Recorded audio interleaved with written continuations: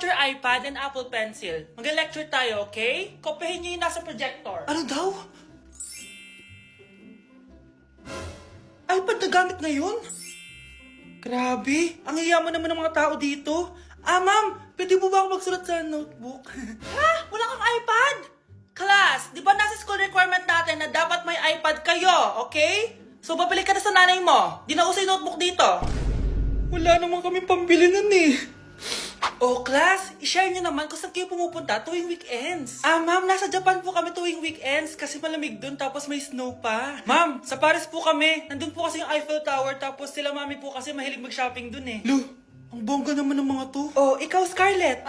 Sa kwarto ko lang po ma'am. Kailangan po ba umalis? Hindi naman. Siguro mas gusto ni Scarlett yung nagpapahinga siya sa magandang kwarto niya.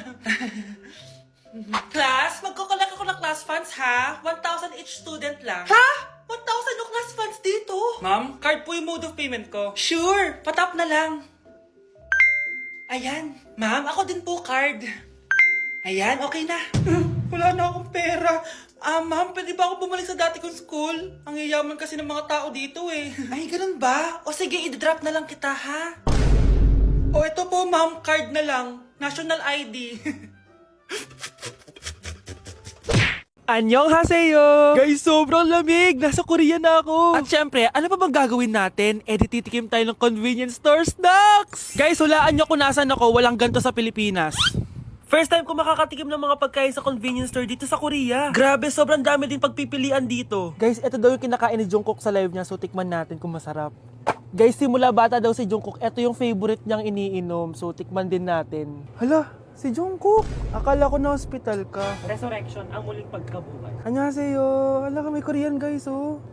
May mga hotdog din, no? Tikman natin yung mga hotdog nila kung masarap. Guys, may nakita ako, matcha siya na pandesal, tas may ulam siya sa loob. Tikman natin kung ano lasa.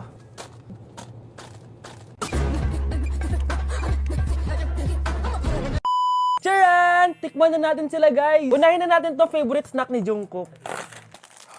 Kancho daw yung pangalan nito, guys. Tikman na natin. Sarap! Honey Bunch! And syempre, di natin pwedeng tikman yung wala si Jungkook. Jungkook imnida. Gets ko na kung bakit favorite ni Jungkook. Ang sarap na, guys! May kinuha si Honey Bunch kanina pero parang ang sarap, oh. So, tikman din natin. Ito yung tsura niya. Parang sarap. Manghang. Masarap siya. 7.5 out of 10. May mas masarap pa sa iba. So, inom muna tayo. Tikman natin to favorite drink ni Jungkook. Lasang banana. Pero hindi siya masyadong matamis, which is I like. 8.5 out of 10 to sa akin. So, next naman natin tong hotdog.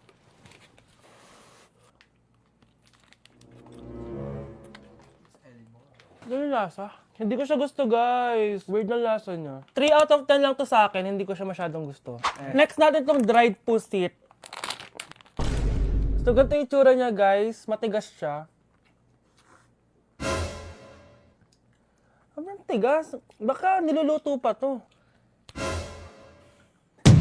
Eh, grabe. Alam mo yung mga ginangat-ngat ng aso? 1 out of 10, hindi ko siya nakain, tapos wala rin siya lasa. Next natin to matcha na siopaw na may ulam sa loob. Unang kagat, guys. Akala ko sobrang dami laman, di siya katulad ng picture, oh. Pero masarap siya. Alam ko yung kalasa niya, yung bola-bola, ganun. I'll give it 8 out of 10, kasi masarap naman siya. Second to the last natin, itong curry crispy roll. Curry? May curry nga talaga siya. Ganito yung tsura niya, guys. Uy, ang sarap! Magugustuhan mo siya. Oo nga.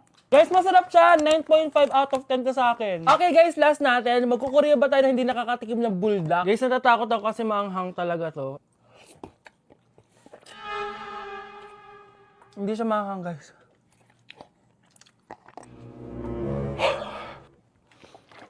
Bibigyan ko to ng 8 out of 10. Masarap naman siya kasi sobrang anghang niya. So, yun lang naman, guys. Kung gusto nyo ng part 2, mag-comment lang kayo dyan at gagawin natin yan. So, bye-bye! OMG, grabe yung baha, oh. For sure, marami naman nakurakot si Dad. Paldo. Oh, Cheska, ba't ang aga mo? Di ba traffic kasi baha? Ay, opo ma'am, baha nga po eh. Kaya pinag-helicopter na ako ni Daddy para safe ako. Kawawa nga po yung mga tao eh. Wow, sana all. Yes Daddy? Opo, nandito na po ako sa school. Yung baon ko 1 million ha. Send mo na. Ha? 1 million yung baon niya? No! Binasa mo yung Chanel bag ko! Sorry, Jessica. Alam mo ba kung magkano to, ha? 600,000 to! Mas mahal pa to sa bahay nyo! Napakamahal naman yan. Whatever. Papabili na lang ulit ako. Salamat ka, mabait ako. Nahiya naman tong 300 peso na bag ko. Be, tara sa kantin. Nag-crave ako ng siomay tsaka ng kwek-kwek. Tara. Pwede bang sa Wolfgang na lang tayo mag-lunch? Hindi kasi ako sanay sa mumurahing pagkain. Be, anong kala mo sa akin? Anak ng CEO? Ano ba yan? Hindi ba kayo binibigyan ng allowance ng daddy nyo? Ako na nga lang. Hindi ka naman ganyan dati. Okay, class. Si Cheska na ang bago nating treasurer. Ma'am, wag si Cheska. Kukurakutin niya lang yung class funds natin. Parang tatay niya.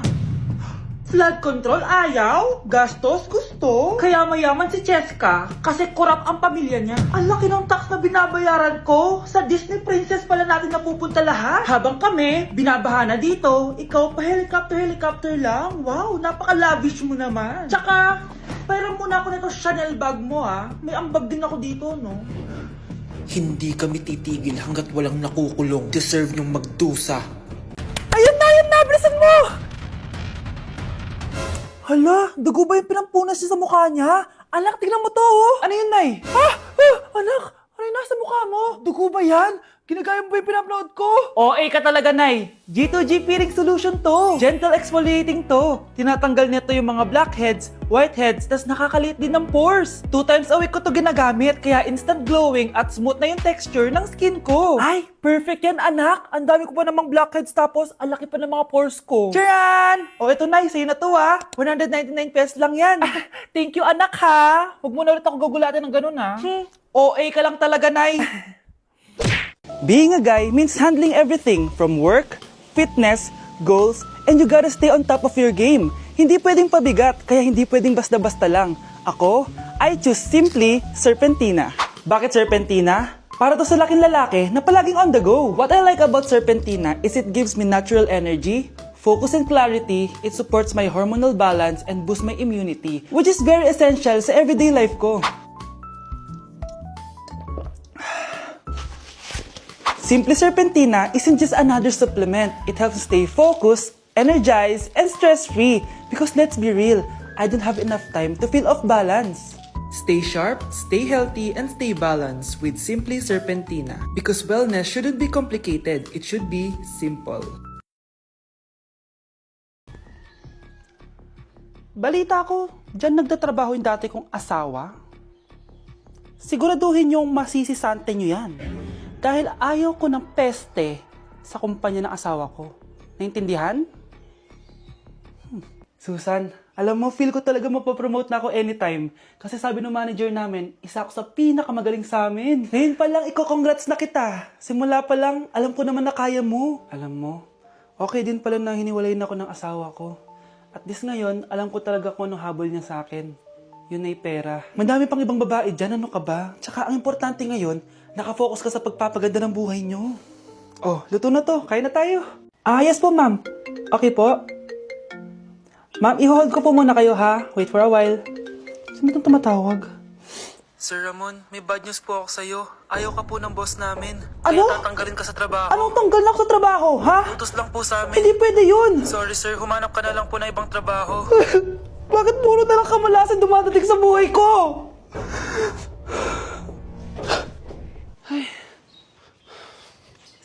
Si Michael ba yun? Michael! Scarlett? Bakit pinauna mo ako umuwi kahapon? Di ba palagi tayo sabay umuwi? May ginawa ako. Tsaka baka magselos yung nagbigay ng bulaklak sa'yo. Para ka namang ano dyan? Tsaka alam mo, na-realize ko, hindi ko na pala siya crush. Tara na nga, manood na lang tayo ng movie sa bahay, yung horror. Sige na nga. Michael? Ma? Ano ginagawa mo dito, ha? Get in the car. Uuwi na tayo. Di ba sabi ko sa'yo, nababoard ako sa bahay, kaya umalis ako? Michael, siya yung nanay mo. Kilala mo nanay ko? At sino naman tong babaeng kasama mo, ha?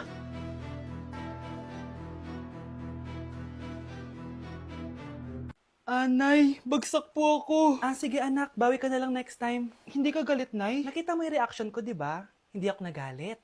Hindi ako nagwala. Hindi ako nanira ng gamit. Very demure. Very mindful sa mararamdaman mo. Sige, Nay. Naigagala lang kami ng mga friends ko, ah. Sige anak, ingat ka, ah.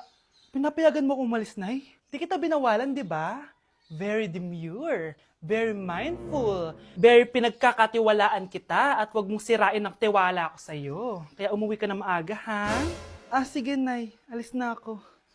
Anak! Anak, kain na! Sino yun, anak? Nay, boyfriend ko po. Pogi niya, no? Very cutesy. Tsaka kung akala mo mabubuntis ako agad, hindi, no? I'm very demure, very mindful, at very responsible kasi magtatapos pa ako ng pag-aaral ko. Oo nga, very demure ka dyan. Kain na. Umamin ka nga sa akin, Brianna. Bakit ang daming pera ng wallet mo? Hindi ko po alam, Your Honor. Nangupit ka sa akin, no? Your Honor, i-double check ko lang kung totoo yung sinasabi niyo. Anong Your Honor? Nanay mo ko. Nagsasabi na ito. Nay, alis lang ako. At saan ka na naman pupuntang babae ka? Sa boyfriend ko po, Your Honor. Your Honor? Saka din eh. Bawal na umalis, gabi na. Gusto ko siya makita. Gusto ko makita sa mata niya na nasabihin niya sa akin, mahal niya ako. Gusto mo ito makita mo? Joke lang, Your Honor. Anak, nakausap ko yung teacher mo kanina at sabi niya, hindi ka daw pumasok ng school? Di po totoo, Your Honor. Your Honor, Your Honor. Pati ikaw? Nag-aral. Ako kanina, baka di niya lang ako nakita kasi nasa farm ako. Ha? Anong farm pinagsasabi mo? Anak, ba't dila ka ng dila? Butiki ka ba? Nay, sorry. Uso kasi ito, Nay. Ay na naman tayo sa mga uso-uso. Hindi kayo napapagod, no? Tigilan nyo yan. Mga anak, kain na tayo. Yes, Your Honor. Nandito na kami, Your Honor. Tama na ka, Your Honor nyo. Your Honor, kain na tayo. Tama na! Tumigil na kayo! Your Honor.